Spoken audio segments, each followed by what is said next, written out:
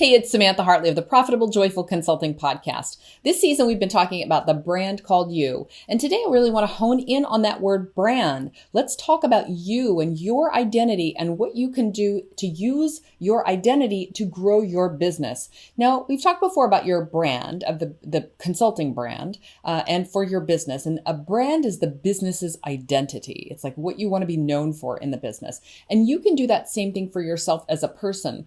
And it can feel kind of schizophrenic if you are the brand and you're a one-person consultancy and it's just you. However, I do work with consultants who have, there's one or two or three of them or more. And as they build the business, they want to have it be more than just them. So how do we do that? And in ways that we also as individuals can move the business forward. So that's really what I want to address today, because what your personal identity is can help you to grow the business. Even if you're a very private or person who doesn't want to really bring a lot of personal stuff in, you still have ways that you can communicate that will help you to build the business and the brand.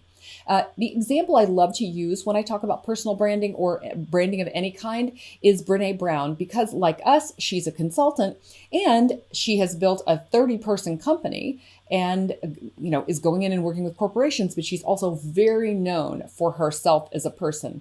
And that's the thing that speaking can really do for you. When you do speaking, in her case, she's got this viral TED Talk that she did on vulnerability, and now way more appearances since then.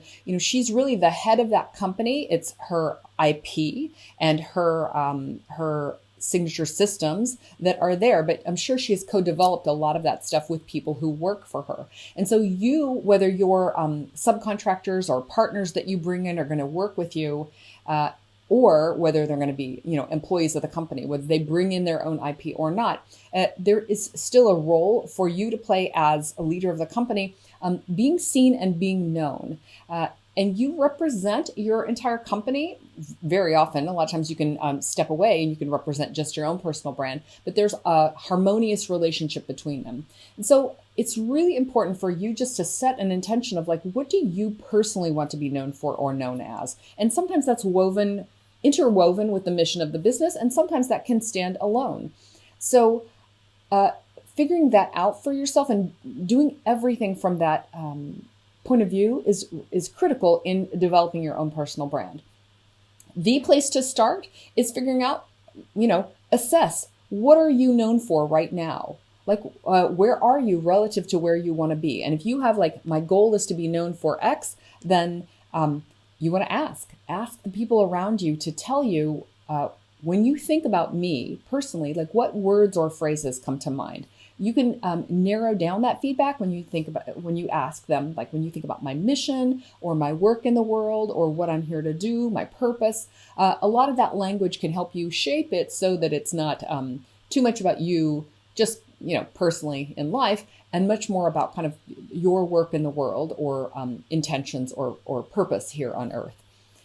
So I love to ask those questions of, and I'll tell you who. Here's who not to ask. People who are not kind of caught up with you, like they're really stuck with your identity of like 3 years ago or whatever they knew. And whenever you talk to them, they kind of expect you to be in the same place as they and you were back then. Like, you really want to be with people who are staying up with you, growth-oriented, growth-minded, who see you and your evolution. So first, perfect current clients and past clients, but you want to talk to perfect clients. If you cloned them, you'd be happy to work with more people just like them, because that's really the intention here, is getting more people just like those perfect clients. Ask them for their feedback. Ask them for those associations. What do you think of when you think of me? I like to do a 3 adjectives exercise. What 3 adjectives come to mind when you think about us and our work together, or what I did for you? So that's a super fun one. And you can also, I'll do 360-degree feedback. So I'd love to go to my team and ask this question as well. Like, when you think of me, what comes to mind? What words or phrases? And I love that, asking that of my team, because they know me in a slightly different way than my clients know me, but they still know my work self and they know me really well. You can also do this with colleagues. It's a great exchange, like, oh, I'd like to know what you think of me as well. And so it's a really fun exercise to do. And it's a better way to ascertain what your brand is than being like, I'd like some feedback, which we're not getting into that, right? This is very positive and fun and cheerful. So you have now set your intention. You've assessed where you are. So the next step is to like figure out what we need to do. This almost always is a visibility strategy. You need to be seen to be known for what you want to be known for, right? You've got to get in front of people and create new impressions and new experiences. That is the role of strategic visibility, is to get out there in front of that target audience and either make an impression, make new and different impressions, change their mind. This is what you want to do. So I've worked with a lot of people who were kind of stuck because what they were known for was like one specific thing that kind of wasn't working for them anymore, and they wanted to be known for something else. And so we need to make a lot of new impressions and give people new experiences so that you're now known for a new thing. Now, if we go back to our Brene example, she was really known for that vulnerability talk. That was a viral one. That was widespread. Before that, she'd had one book. Since then, a lot of books came out, including Dare to Lead, which was more of a business book. So she began to be known for to business audiences. And this is where the consultancy gets built, right? So if that had been her intention, and I don't know what it was, but had that been her intention, she makes a big splash on the scene, gets known to a broad swath of people, and then is able to bring in the business aspect to it. So this, I think, is really helpful for you when you're thinking about it. How do we complete the picture? If we're making new impressions on people to fill in, to be sure that we are on their radar screen and we're getting known for what we want to be known for, we need to complete the picture in a certain way. And I think that's by bringing in the connection between you, the personal brand, and you, the business brand, like what you do in your business. If you're out climbing Everest or donating to charities or running marathons or helping the homeless, all of these things over here can happen in this window, being with your family. You can be known for those things, and it really helps to tie them back to your business if the intention is to grow the business. Now, before I go on, I just want to make a note that if there is more than one of you, every single person in the company can be doing this in a way that's in integrity, meaning is unified. So you can be building your personal brand. If you have a business partner or someone else who works in the business, they can be doing that. And if they tie that back to the business, it can elevate it. So as I've said, I had a company that had 3 different partners in the business. They were all completely, they're women founders. And so they're completely unified around family first. They all have families with children. So that was a major part of what they talked about, and they did make it, even though their work was about leadership, they did make that kind of relate to it in terms of kind of like creating, equitable workplaces and also humane workplaces for everyone who worked there. So you can tie everything back to your business.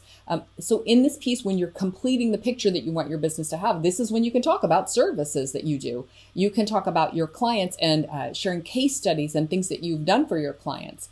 And we can do that, yes, with content, but make sure there's imagery in here, because this is what's amazing about personal branding, is how big a role that imagery will play in what you're doing. It always plays a huge role in branding, but you can have entire companies that have a website and you never see a person on the entire website, right?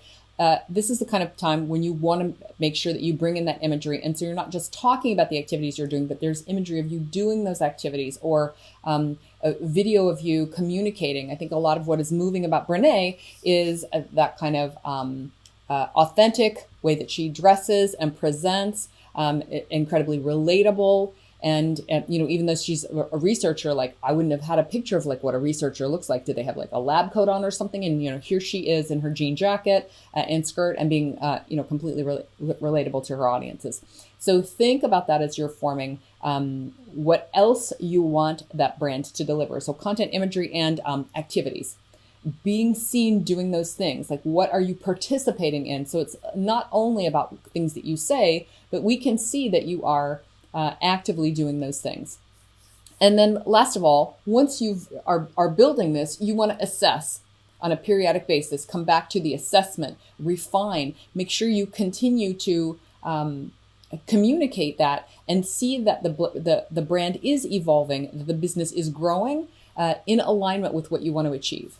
One thing I think has been really fascinating about Brené's evolution is the way that she has transcended just being a researcher and having, kind of a mass audience, the 50 million people who saw that TED Talk. And then she brought that to a business audience with Dare to Lead. And the work that she has done, she certifies people to go into organizations. She has a company with 30 people who is doing that. And then her Shame TED Talk and her further books. And then this latest book is Atlas of the Heart. And she's really straddling both these audiences in a way that I think is really unusual and remarkable. So she has content that is really, I'm watching it with my family and asking friends to watch it with their families. So it's very much about that. And she's in organizations every day talking about these same topics. So I think she's done a really masterful job in that way.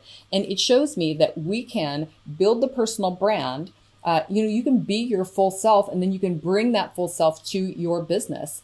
And that's what people want to see. They want to see that authenticity from you. So I encourage you, think about, here's a question I always ask of my clients. Like, if you were to write a book, what's your book about? Whether it's a business book or a personal book. Think about that from that standpoint. Like, what would you write about? And if you have books now, do you feel like they're defining an old version of you, or are they still up to date with who you are? If you were to do a TED Talk, what would be your topic? And you have to think, because TED Talks are not necessarily specifically for business audiences. And so if you were to choose something about your business or yourself, some personal aspect that would be in your TED Talk, then what would that be? So I find that's a really good way to help people discover what that passion is and whether that they can link that into their business. Remember that we connect to people, and the know, like, and trust factor is the thing that helps you grow your business pretty much more than anything else. And the way we begin to know, like, and trust you is through you personally and through that imagery that you present. So strategic visibility is so important. And remember, you don't have to bring forward private things, but we do want to see personal things about you. We're talking about Brené, so that vulnerability and being willing to bring vulnerable things forward in your strategically visible presence can be really important to growing your business. So I hope I've given you some things to think about in the area of personal branding, and that you will be able to implement those in your business to help you grow it and to serve more and more people as you grow. And with that, I'm wishing you a profitable and joyful consulting business. Thanks for watching. I'd appreciate if you'd like this episode, and if you enjoyed the show, why not subscribe? Be sure to click the bell to get notified when new episodes drop.